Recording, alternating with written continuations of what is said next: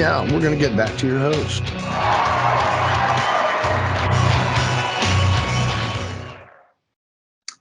Greetings and welcome back to the Morningstar Report for June 26, 2022. Folks, this is a very happy day for me, and it's historic because today I'm celebrating the 5th anniversary of the Morningstar Report on Revolution Radio. Yes, indeed. It was 5 years ago today and tomorrow that we began broadcasting the Morningstar Report, and it was about 2 years ago that we began broadcasting the Right Stuff and the Flash Gordon Radio Club on Mondays. So I hope that you will join us tomorrow. We're going to have a very interesting program on the wealth creation revelation and global finances and the pit of hell that has opened up in Europe and the self-destruction that NATO and the PU, European Union, I always put a P in front of it. So I call it the PU because it stinks. It was a global, continental takeover of soft communism at first. It's now become really hard communism. And some of my friends are in peril in Deutschland and Österreich.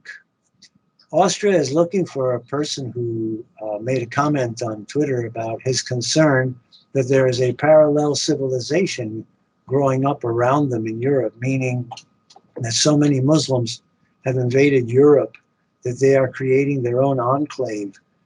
I don't know if you are aware of it, but there are areas of Paris, London, Sweden, Germany, where Western people are told not to go because they have basically turned into Middle Eastern principalities and kingdoms that are being run under Sharia law. And the French plainly give maps to tourists to these no-go zones, and they tell them, if you get in trouble in this area, we're not going to go in there and get you. So this man, Anonymous, made a comment that he was concerned about this parallel civilization growing up around them and no one talking about it. And now it turns out that the Austrian internal security apparatus, aka the Austrian Gestapo of the modern day, is looking for this fellow. And then I have another close friend whose name is Harold, he's been indicted for a comment that he made on Facebook in 2015. So these so-called fact checkers are going back on everyone's postings, going way, way back, and saying, oh, you said something off color, or you said something that goes against our community standards. I remember last year that I was shut down for 30 days because Facebook said, we found you made a comment in 2016 which violates our community standards. And what I recall saying was that everybody has assumed in all the other countries that they have all of these American rights that we enjoy because of the Bill of Rights. But England and France and Germany and Austria and the Islamic countries don't have this assurance, this guarantee, this principle that our freedoms are conferred upon us by God. They believe that the government confers freedoms or strips them away, or privileges, that they all devolve from the state. So I made the comment that, through propaganda, American propaganda and movies, everyone has assumed American rights by osmosis. And they're finding out the hard way that unless they legislate and pass bills of rights in their own countries, they're left out in the cold when the Austrian secret police starts looking for the fellow who said he's worried about a parallel civilization growing up around them and encroaching upon their own original Austrian European freedoms. So with that, I'd like to return to my guest, Andrew Lane. We've been exploring Mars And we're going to go back to Mars now. So if you'd like to turn on the share screen and continue Sure. your dissertation and your Sure. Happy anniversary, by the way. That's thank good. you. It's really it's gratifying. It hasn't been easy Well, you for were a lot of seriously, reasons, but I'm very happy to have this privilege of being able to talk to the world. And I'd like to send my greetings to friends in Australia and friends in Bali. We actually get email on Monday nights from my friend Frederick and Yvonne. They listen to us every Monday. It's 12 hours apart, so I don't expect them to be up at 3 o'clock in the morning on Sunday, but 10 o'clock at night makes it easy for them in Bali. So all you Balinese, hope to see your country someday. Okay, Mars. What do we have here? Can you enlarge that one? Yeah. Yeah. Do you see that? Yes, I do. It looks very inviting to climb up that slope and go into that cavern in the center. We were showing something like that last night. Our friend Ruggero, Caldo, he's an English podiatrist and has a fascination with Mars. He came up with a picture of something called the Berber cave in India. And I said to him, I've never seen anything that looked more like a landed spaceship with an entrance than this solid stone mountain, a bluff. But it looks like a spaceship landed in India. And the Hindus, I call them Hindus rather than Indians, to distinguish them from Native Americans in America. We say Indians and we think about the Sioux and the Lakota and the Pawnee. But so I call them the Hindus.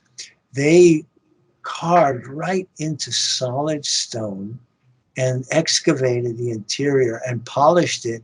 And I said to my friends last night, my God, that the polishing and the carving of the interior looked to me like the inside of the Maginot Line in France in World War I. That was a very strong defensive structure that served no purpose because the Germans went right around it. Instead of attacking it directly, they just went around it and came around from behind. But this reminds me of that. And where is this on Mars? We know it's Mars, but so this is actually from an older gigapan that Keith Laney, who you mentioned before, did. yes. I don't remember. So it's definitely curious. Actually, here it is. Curiosity. It's Sol 959. So that was fairly early in the process. Yeah, I was amazed that no one had found this because It's so beautifully symmetrical, and it's got so much geometry. Yeah. It looks like it has a road leading up to the entrance, a road leading out and up toward the summit. Yeah, you have this thing over here, which looks like a bus or a pipe. It looks like a landed flying saucer. To me, it's silvery, and it's got two layers. It's got a dome. And that's actually similar to the object that I was talking about regarding the Berber cave in India that Ruggero brought to our attention last night. Is there any way you can zoom in? There is a way, if you hold down the control button and roll your wheel mouse, you can go in closer to that center. Do you see That's spectacular, really. That's very beautiful. I mean, it speaks to the idea of life, certainly bases underground, life underground. The symmetrical circle, you also have these odd kind of star wings or whatever you'd want to call them. If you get too close, it gets a little blurry. So yeah, I thought this was always very interesting to me. It's beautiful. It's more than interesting. It's very beautiful. It looks like a slightly collapsed pyramid. It's symmetrical. The apex, pointed apex. And if you squash the pyramid somehow and flatten and stretch it out, but kept, the general proportions. But what's intriguing is that central cavity, the opening that has, you can almost see the stonework where you had your cursor, like a ladder or a stairway leading up the center to approach it, and then you have those. Yeah, that's good. we're enlarging it so we can see a little more detail. Yeah, I'll be very interested in studying that one in future. Fascinating. Good. Let's move on. This is, this could be old machinery. It could be who knows what. But I always thought it was very odd. Who knows what it Again, is. there we go. There we go. Can you roll the wheel in? Yeah. It looks like machinery, but it also looks like the spinal column of some animal. Well, you also have fingers or a hand here, which I thought might be related. That's why I see more of an animal than a machinery. Well, I always thought there was an animal. It was an animal, but you also have all this riveting, which could be part of this weird segment. It could be a robot. It could be both. Where you're seeing the mechanical aspects. I'm seeing the anatomical aspects. But when we look at the robots that are being built right now here on Earth, like those dog robots and the war robots, they're going to have a combination of something. If it's like the robots, they're humanoid. They have 2 legs, they have a torso, a head, and arms. And then the dog robots, they have 4 legs. And this is a fascinating find on your part. It's really great. So that's a perfect segue to this find, because I do believe that there's evidence of either hybrid, android, organic technology, or full-blown robots. This thing, not to say that this is that, but this always kind of blew my mind because I didn't know what I was looking at. It looked like there's an organic matter here of some sort, but then I look at this and it looks almost like like there would be a prosthetic where the foot, and this is my imagination running wild possibly, where a foot would actually attach onto this hook. Well, you know what it looks like to me? A boring machine. It looks like the body of it is like a locomotive, and then it's got 2 very long arms extending, and then at the end something that looks like it could clasp or grab something, but it could also rotate and bore into the side of a hill or a mountain to excavate a tunnel. Could be. It's pretty small though. It's not that big, but who knows? Mm-hmm. I always thought it was an interesting combination because it looks like, there looks to be, to me, like ligaments or tendons or something going on here. Like almost someone got their leg chopped off. Well, it definitely looks mechanical. It does not look. And there's a mechanical element, yeah. Yeah, so, like a telescoping mechanism. Like the apparatus on the left side looks like it could be drawn into the body that's standing there, right, and also extended. It looks like it has 1, 2, 3, 4, 5 nodes, which would be segments that with detents. Very interesting, and that really does, when you isolate that area that you have in the square on the left side, it does look insectoid. It looks like the arms of a scorpion of some sort. Well, initially I was thinking that was where I had the flash that if you wanted to flex and extend a foot, this mechanism it would rotate here. So even though it looked to me like a chicken head, right?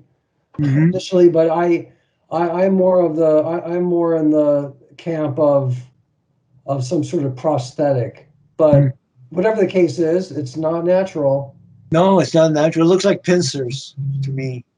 So they could grab something and retract it and pull it into the body of the creature or machine that you found there. Very interesting. Did the next one show up? I think there's a little delay in the transmission, so I'm just waiting. This next one's interesting. This looks to me like a full-blown reptilian head. It hasn't shown up yet. Maybe you need to reload it from the get-go. Should I reload it? There it is. It took a little while. Yes. It looks like R2-D2's head lying on a pillow. Yes. Did you make it more blue to highlight it? This was, well, actually, the one on the left is that's the raw image from Mars. And then this is actually after it was cleaned up from, who did it? Yeah. It was Nev Thompson. But it was just striking because you have mouth, teeth, nose, you have eyes. I mean, it looks like a preserved head to me. You know, there are a lot of these artifacts that we've been finding that look like stone heads lying on their sides on top of a bluff or on top of a cliff. We had a series of them over the last 2 weeks presented by Ron Gebron.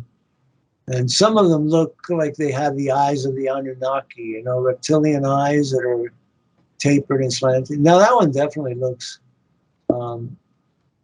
skull-like. Yeah, very interesting. Yeah, I mean, but personally, my opinion is that Anunnaki is more of a reptilian Lyran hybrid that would appear humanoid, and that a reptilian straight up 100% is going to appear more like this guy.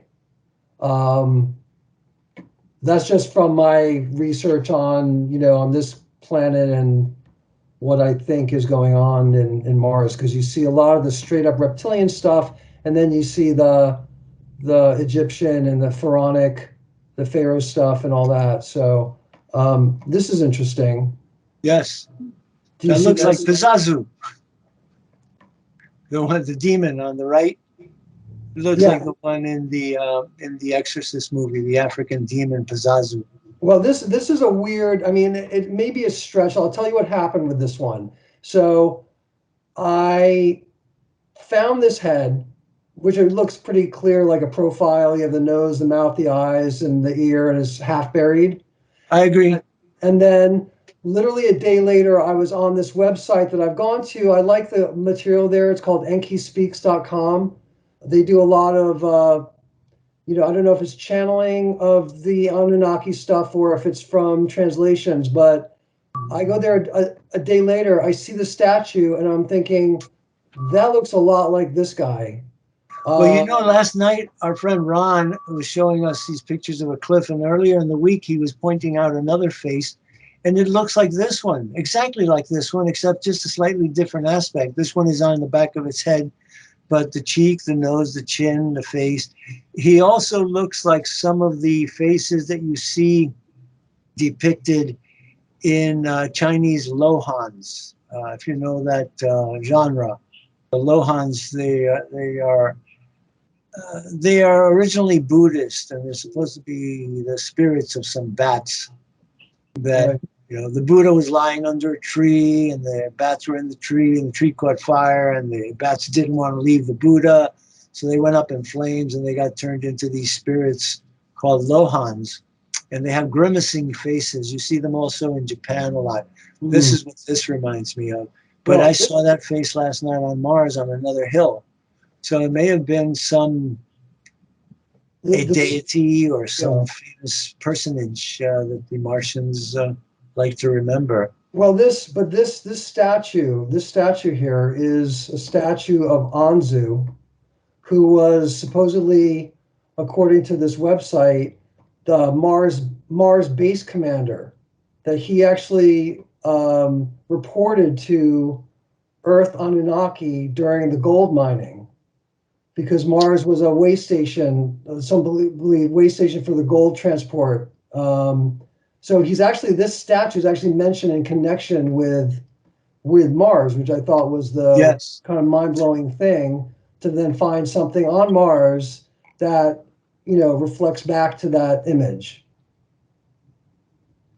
So that's the hook, is the fact with this theme about mining and Martians and slaves reminds me of the movie Robinson Crusoe on Mars. Do you recall? Sirens are courtesy of the New York Fire Department. Folks, they're for real, not special effects. But Robinson Crusoe on Mars tells the story of an American astronaut that goes to Mars and winds up finding that the humans are being enslaved by a space race that is forcing them to mine some kind of resource that they need, and ultimately he winds up being the liberator. So this theme, and then Robinson Crusoe on Mars could have been telling us the story of the Anunnaki transposed, to Mars. But it's a common theme that we find over and over: reptilians enslaving humans to do their dirty work. So it's interesting. They call this guy Anzu, and he reminded me of this the African Middle Eastern devil called Pazazu. So Anzu and Pazazu That's pretty close. Quite a bit alike. Yeah, that's interesting. Yeah. Do you see this next one? It hasn't arrived yet, but I'm taking into consideration the delay in Skype. Well, let me go back and then move again here. Is that? Yeah, I think just on a note, another note is a large majority of the things I have found of the 300, which I don't get that excited about, are a lot of idle, images of animals, images of kind of grotesque grotesque characters on Mars. Mhm. To where my intuitive feeling was it was a very superstitious society, and there was a very, very clamped down control of the population, maybe for the mining, maybe exactly to the point that you're talking about, that they ran by fear. Fear was the guiding force, as it is, on this planet too. But that's my feeling about Mars, is that they were really clamped down on the population and had them really hooked into a lot of superstition.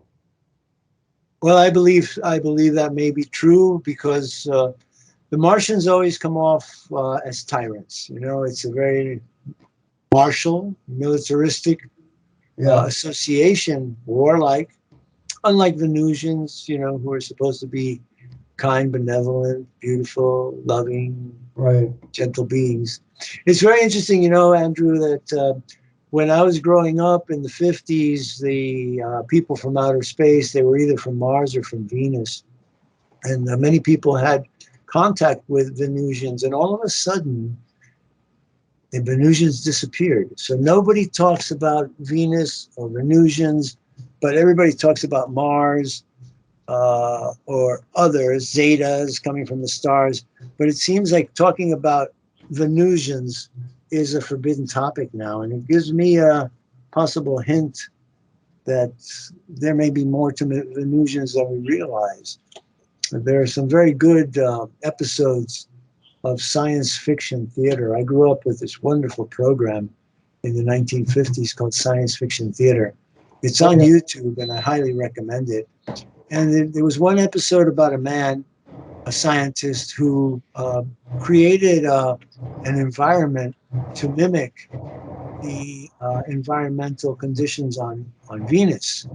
And all of a sudden, it gave birth to a life form, a luminous life form that actually, because it was luminous, it spawned inside this giant vessel, this clear glass tube. But then when it became sentient and it migrated out and started roving around in our reality, kind of like little UFOs. They were just luminous orbs. It was a very imaginative program. I recommend that folks go to YouTube and look up Science Fiction Theater with your host, Tom Bradley.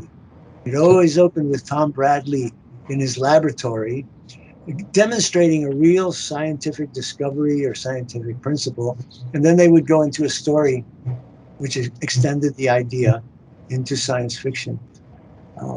So it inspired me to become the man I am. And I still go back periodically. The theme is wonderful, beautiful, magnificent sound music score. Now this looks like a bus on Mars. What does it look like? It looks like a big bus in the background. Greyhound. This thing. So Yeah, what do you think it is? It looks like a rock, but the shape of it is very this unusual. profile, I look at it as almost like a king head. Yeah. As far as like an eye socket and nose. Hmm. Yeah, Um, that's on the front of it, but the body of it extends Yeah. back, kind of the shape of a Greyhound bus. If you put a big face on the front of a Greyhound bus, we could mimic this thing. but if you It's even very, if you thought about the head of the Sphinx, yeah, like, exactly. Yeah. Where the head of the Sphinx before the rest of the body was carved down to form Right. the lion's body. Right. So I like that one. Do you see this next one? It hasn't switched yet. Give it some time. I guess it's owing to the delay in Skype being able to process the image and transmit it over. You know what I wanted to Yeah, show there it is. Oh, you see it? It's taking about 10 or 15 seconds, but that Okay. definitely looks like a lizard. Yeah. That looks like a Gila monster to me. I mean, Even to the eye. I think it's a carving. Because sometimes, a lot of times, the conversation between the various researchers is it a carving or is it a fossilized organic, structure? Oh, you know what it looks like to me? It looks like a coelacanth. Do you know what that is? Coelacanth, C-O-E-L. Yeah, the fish that they Yeah, found. the prehistoric fish that everyone thought had been extinct, but was found in the Indian Ocean in the 1950s. 34 million year old fish, and they're gigantic. They're really huge. The other interesting thing about it is they have four tails, and a Japanese diver went into the Indian Ocean and actually found them. And you know what they can do? They can stand on their noses in a current, and they can wave their tails. The tail is like a cross. They can create almost like a propeller effect, and they stand on their noses and eat from the bottom, and they stay in place, moving these. Most fish have one tail with two fins and upper. They have two tails with four fins, and they're able to manipulate them so they can hold station, as we say in boating, when you can hold a boat in a current and keep it still. But that definitely reminds me of a coelacanth. We'll have to get you a picture of it so you can put it in a comparative photo. I've seen that before. That is interesting. But I do think that I think it's a carving. I think it's definitely a carving of some sort. Yeah, I would agree. It looks like a really solid piece of clay of some sort. This is an interesting piece. It looks like a hive of some sort, doesn't it?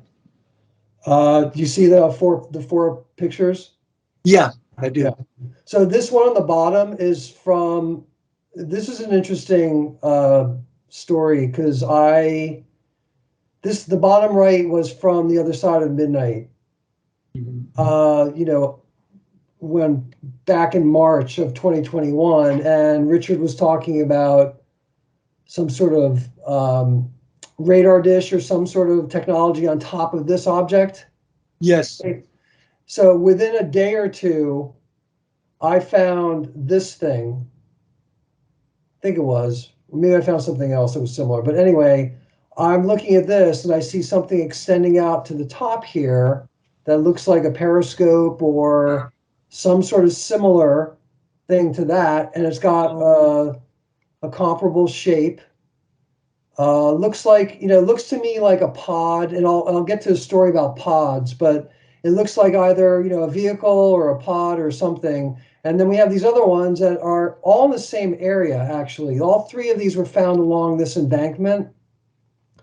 Um, sarcophagus, pod, boat. I don't know. This thing looks like a boat, but it's interesting. They're all similarly shaped.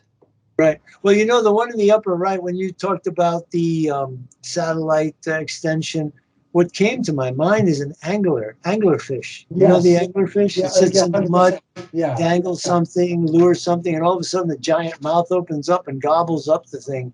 That's what that upper right-hand image looks like to me. The others look like some kind of a hive or nest of some sort that's Right. been broken open on one side. Ha- Now, have- are the two pictures on the left side the same object or different objects? they're different objects. All three of these, see the arrows here? So this one was found here, this one was found here, and then this one was found. Oh, I see. Along that ridge. You found Yes. these three objects along one Yes. ridge. And Very interesting. Fascinating. and then this is in the area of curiosity, versus this one on the lower right that Richard's. I don't know who found it exactly, but it was one of the guys there. This was perseverance, which they're relatively. I don't know how close they are, but they're pretty close. But it's interesting that these almost look like single person vehicle objects. Now, I do want to tell you a story with this in mind, because you mentioned, I didn't realize that you were connected with the Monroe Institute.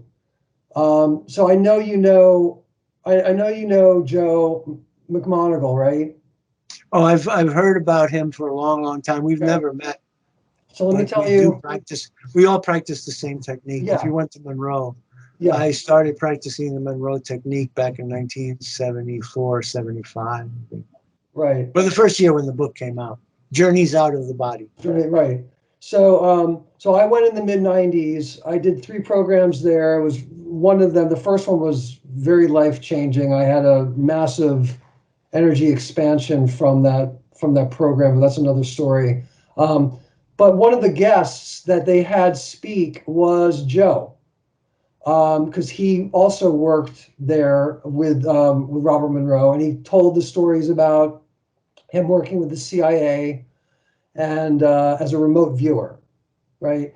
So fast forward to this Mars event that I've been involved in for the last year. I came across a transcript online that was a transcript of Joe McMoneagle doing a remote viewing of Mars. Are you aware of this? No, I haven't. Yeah. I don't know about that. Right. So, and anyone can Google it, you can find it. So it took place in the 80s at the Monroe Institute, and he was given coordinates and a time. He went to do like the remote viewing, which obviously you're completely on top of. He described a situation that was very very negative, difficulty in problems with the atmosphere. That people were basically going into what he called life. I don't know what he called them. I don't remember. It was like either a life sustaining vehicle or something like that on this planet or in this area, to preserve their life so other people could go and search for life on other planets. So at the end of the day, when he opened it up, it turned out to be Mars 1,000,000 years ago. So he was remote viewing Mars 1,000,000 years ago, and he was coming up with a situation and some technology that, in my mind, very well could have been somehow related to this. If you were looking to survive, and these things are enclosed, you can close them up and protect yourself from the diminishing Martian atmosphere. And then there's also ways to communicate through the thing on the top. I thought that was a huge synchronicity for me because I knew the guy and I was actually there, and That's fascinating. It really is. Well, you're on that note. I think it's time that I could take advantage of it to do a short commercial. Folks, if you're interested in this skill that is being reawakened through the Monroe Institute and through other developmental techniques that I've learned and practiced, I'm conducting a remote viewing, lucid dreaming, and out-of-body experience webinar on Wednesdays at 8 o'clock Eastern, which is 5 o'clock Pacific. And we have 2 more sessions yet to go. And in these sessions, we are going to actually remote view the moon, and we're going to remote view Mars. So if you're interested in joining the group, the cost is $30 for the evening. It's 2 hours. It's 2.5 hours long. and we're practicing very advanced Qigong techniques from Taoist breathing and Qigong exercises to opening up acupressure and acupuncture meridians, or so-called dragon veins, to make it possible to egress and come back from remote viewing. So you're welcome to join me if you wish to register for the course. It's Robert Morningstar at proton.me, proton.me. Okay. All right, let's go on, Andrew. This also reminds me of the Schwarzenegger movie Total Recall, which depicted a similar critical life situation and subterranean life on Mars, which is my belief. I believe that Martians are still there, living underground, and people should know that there is water and oxygen all over the place. If you have the technology to extract it, rocks on Earth, deep in the Earth, are releasing water as the magma melts, dissolves stone and makes it liquid. Water molecules that are trapped in it are released, as well as oxygen. And that's why the volcano in Tenerife, El Cumbre Viejo, as this, people are afraid that the lava shield may fall off because it's steaming. Steam is percolating up from the base and along the sides of the mountain or the volcano. And that's because rocks are full of water and oxygen. And it is possible to extract both of them if you have the technology to melt the rocks. It'll release the water and the oxygen that's trapped inside, constituent elements. That's an interesting, we just switched photos again to March 17th, 2021, Andrew S. Lane. And what do you think that is? It looks very geometric. Looks. What do you think it is? It's either a life form or it's a carving of something that looks like a cross between a cat and I don't know what. Honestly, it's got. Oh yeah, I see. You're looking at the head of it. I'm looking at the whole thing. Well, you have fingers here. Look, so you have digits, three fingers, and then you have a face. Yeah, I'm starting to see, like you see. Yeah, that would be an arm coming out of the left side. Yeah. Very interesting. Yes. I mean, it's very easy to go crazy with the pareidolia, Yeah. and faces and everything. So, but I tend to try to stay with, like, can I see a symmetry that includes an ear, eye, nose, mouth, hands are great. So. And once again, the proportion of this head, if we'll call it that, reminds me also of the previous one you showed, the one we were talking about, Anzu. In some ways, the proportion, the little pug nose, broad brow and eyes and cheeks, and the tapering chin. That's very interesting. Good. You want to go on? Yeah, I moved on to the next one. This one you may not see what I see. Is it showing up? Not yet. I think it's taking about 15 seconds for the transition to occur. Let me speak about this. So I've seen this in a couple of places in Mars where you have something at the base of a mountain that looks like it's drainage, like it has a drainage pipe. Yeah, I see it now. It just showed up. I agree. It looks like a big tube spill out. Well, and do you see so I feel like they're hiding the drainage pipe in the form of a dragon or boar or something here. Eyes, nose. Oh yeah, like the gargoyles on Yes. Notre Dame. That when it rains, the water spills out of their mouths, and in Germany as well. You know what? I've been to Freiburg. I've been to Germany quite a few times. But I remember being in Freiburg and going to the cathedral there and looking up at the gargoyles that they painted and sculpted on there. And when it rains, the gunnels lead the water to spill out through the mouths. It's also in Notre Dame Cathedral. Very famous scene over there in the movie, The Hunchback of Notre Dame, with Charles Lawton, when he spills the hot lead on the people they're trying to get Esmeralda, the gargoyles start spitting it out. I think that's what you found here. It's fascinating. It That's also gives it very a porcine, look, kind of pig snout. It looks like it, yeah. I think it could be that. It could be gargoyle. It could be a dragon. But Yeah, I see the dragon very clearly. that's fascinating about Notre Dame. I did not know about the gargoyles with the the runoff here. But if you look at this down here, there looks to be some sort of erosion. Yeah, it Whether looks like water erosion from the Definitely. water spilling out, wearing away the stone, right? here, I'm gonna I zoom in. think that's an, oh, look at that one. Now that you've enlarged it, it looks like a wild boar. Crazy, right? Yeah, because over there where your cursor is, you're right by the left eye. If you go down a little bit, you see that hook. It looks like the hook of the wild boar Yes. as it sticks out of the jaw. So if you take this a step forward, it's really fascinating. So I start thinking about, there's the what it Oh, is. do me a favor. Would you turn off that little square that has my picture in the upper right? Just click the X and it'll disappear because there we go. Now it doesn't distract. That's beautiful. I really mean it. That is really beautiful. A dragon with a snout or a boar's head, the eyes, and the snout looks like it's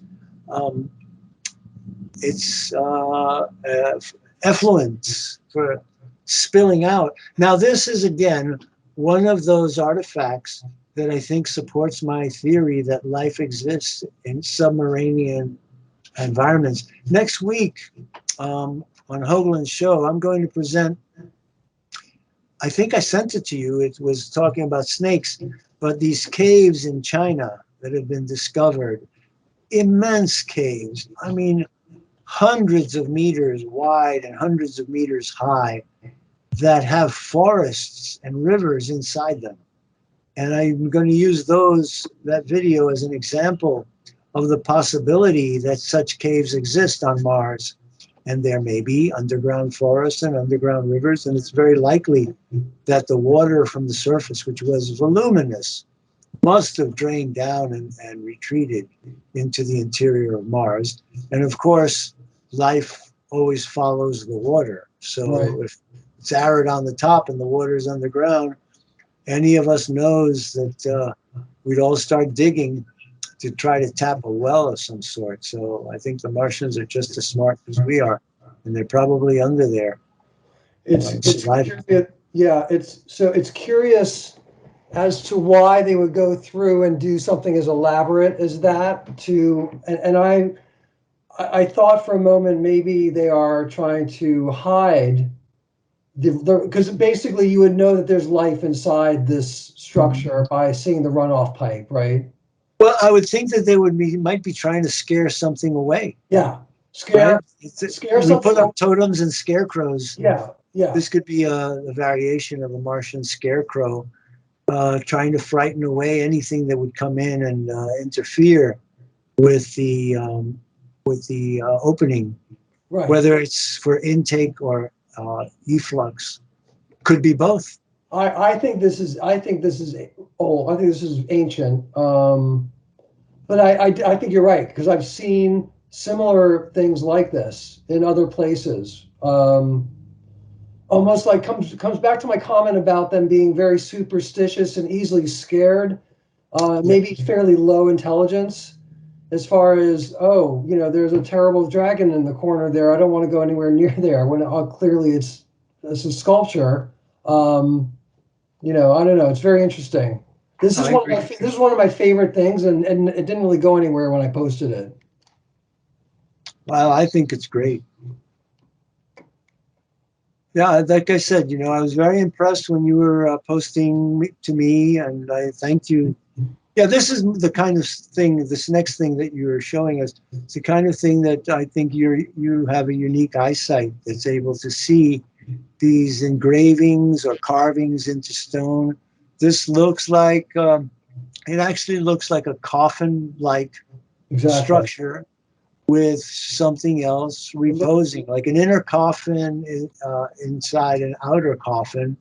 and some kind of thing, entity, the perhaps reposing inside it. I mean, this looks like a mechanical hip, or I don't know what that is. I mean, it may not be, but that definitely looks like the remnants of a body of some sort. Yes.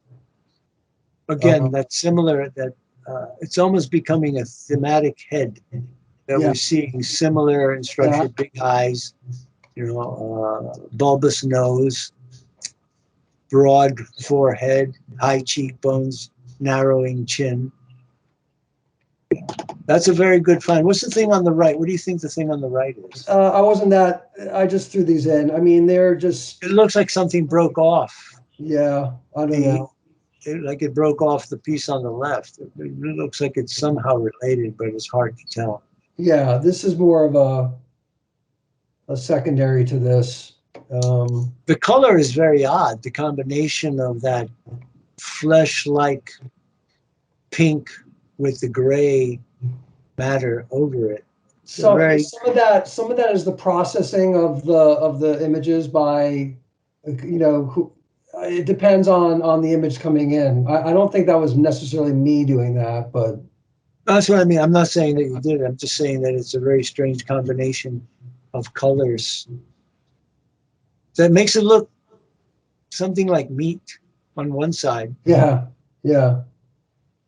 Very interesting. Yes. Let's go on. This is fascinating. I moved to the next one. I don't know if it's up yet. Okay. I'll let you know. Um, In the meantime, studying the structure of that outer coffin, well, it's rectangular in the bottom. It's a squared off bottom, two symmetrical sides going up and tapering into an arch. And then inside it is this figure that's settled in there, or set in there, almost as if it's in an inner coffin. The top looks broken open. It was shaped like a boat, actually, yeah. because the arch tapers to a point, but it seems to have split open at the apex, as if the keystone fell out of it. Very nice find. Was that curiosity? Yeah. Yeah. Very. Do you see the next May one? 9th, 2021. So you were in the middle of the lockdown, making Martian discoveries. Maybe God locks us down so we will do these things, Well, one interesting thing, because I appreciate the compliment as far as I don't think I necessarily have anything special as far as identifying, but maybe I do because my wife is an astrologer, and she told me that. So I have my Mars. If you know anything about astrology, my Mars is in Scorpio, and Mars rules Scorpio. Yes, it does. Right. Mars rules Scorpio, and as we know, Scorpio is all about revealing hidden, one of the things is revealing hidden truths. Well, let me talk about this. This astrology thing you just brought up is very important because, I opened up with President Kennedy's, the last paragraph of his speech that was to be given that day, November 22nd, 1963. When he was flying into Dallas, he said to his chief of staff, Dave, last night would have been the perfect night to assassinate a president of the United States. That was a very, very abstruse comment, like, what's he talking about last night? Why last night? What's out at night? Well, stars and planets are out at night. Well, make a long story short, I discovered that John F. Kennedy was assassinated on the same date, astronomical date, star date, that Osiris was killed by his evil twin brother Set, and on the same night that the Templars were burned by the kings of France, and that Mars and Venus were in conjunction over Dealey Plaza as the assassination unfolded. Now, that doesn't happen by chance. So it gives us hint of the occult nature of the religious ritual that was being enacted in the assassination of President Kennedy. It was a satanic sacrifice. And when you talk about Scorpio, let's not forget the star Antares. Antares is also called Belial, which is the most, until recently, Antares was considered the biggest star known to man. It's been surpassed since we put up, the Hubble and the James Webb Telescope. But until that time, Antares, and Antares means against Mars, Antares. Interesting. So your comment has elicited from me a little bit of occult knowledge that is unknown to most people. President Kennedy was sacrificed in a satanic ritual that involved coordinating it with the star date of the assassination of Osiris by his evil twin Set. And that's what brings in Officer J.D. Tippit, whose body was used as a twin of President Kennedy to pull it off, to get away with it. This is a very nice find there. Our friend Keith Morgan has been finding a tremendous amount of Egyptian or Egyptian-like icons. In Utah, he did a presentation. I saw that. That was tremendous. Very good. We've been looking at, he actually was able to pull them off the cliff and make them float. And that's when you could really see that one of them looked like the head of Nefertiti.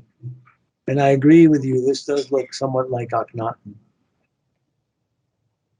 As above, so below. As on Mars, so on Earth. Exactly. That looks like a lion. The one you have your cursor on right now, it looks more like a lioness. Which one? This? The one right there in the center. It looks more feline. It looks more feline than anything. Yeah, but you have the reason you have the beard and you have, it could be. There's other, that's interesting about the lion, because I do remember someone did showed a bunch of lion or feline, really old, eroded structures on the other side of midnight about a year ago in mountainsides. And even speaking to the point of there was possibly a really ancient feline race. Were you part of that? Do you remember that show? I remember that. I think it had to do with what was found on the walls when that artifact was found standing in the middle of the Utah. Remember in the ravine? Yeah. And Andrew started to see the cat face on the side wall, and Keith Morgan was seeing other animals and figures carved into the walls in that ravine. Yes. Because I think that the older civilization that was on Mars might have been a feline, possibly feline, Syrian feline hybrid, not unlike Sekhmet. Yes, and Sekhmet is the goddess of war and harmony. When she's happy, she's the goddess of music. And that's who I think is the figure that I isolated in the face on Mars. When I labeled that, the first face that emerged was the face of a female lion. And I said, this has got to be Sekhmet, the goddess of war. My rising sign is Aries in my astrological chart. I was born in late October. I was almost a couple more days and I would have been a Scorpio, but I came out of Libra with a very strong Scorpio influence. That's me too. I'm a Libra with several planets in Scorpio. Yeah. Well, mine is the 18th. What is yours? 16th. 16th, 2 days earlier. A good time to be born. I think the thing with astrology, just to make a point on that, is that you can use it for the good and you can use it for evil. True. And I think that with every sign, you have the kind of the shadow side and the light side, and certainly the powers that be do not want the common people to realize the potential of astrology, which is why it's been basically gaslit and killed by from religion to science. Yes. Well, this picture's changed. We have about 1 minute left in the program. Okay. But I do want to say, anybody want to play dice? We're looking at a cubical structure that has 6 black spots in it. It's blue in color, and it looks like the Martians were rolling dice, and the 6 was about to come up. I think it's big though. I think it's bigger. I think it might be who knows? It could be storage. It could be I don't know, something mechanical. Yeah, I'm But- being facetious just to give I the know. audience an idea of what we're looking at. It's a perfectly cubical form, or 1, 2, 3, 4 right angles on it, and it looks totally unnatural. This is not a rock. This is something that was. Hey, have you ever been to the Dingo Gap No. on Mars? I did a program with George Nuri called Martian Junkyard in the Dingo Gap. If you type that in, you'll see the photographs. I found astroturf. I found a yellow glove with 4 fingers, a thumb and 3 long fingers. I found boxes that look like computer cases, and it's called the Dingo Gap. Folks, those are the dulcet tones of the great music on Revolution Radio. I want to thank my special guest, Andrew Lane, Marsologist, and I'm sure he'll be back for more. Listen to Revolution Radio at freedomslips.com, and we'll be right back after this message.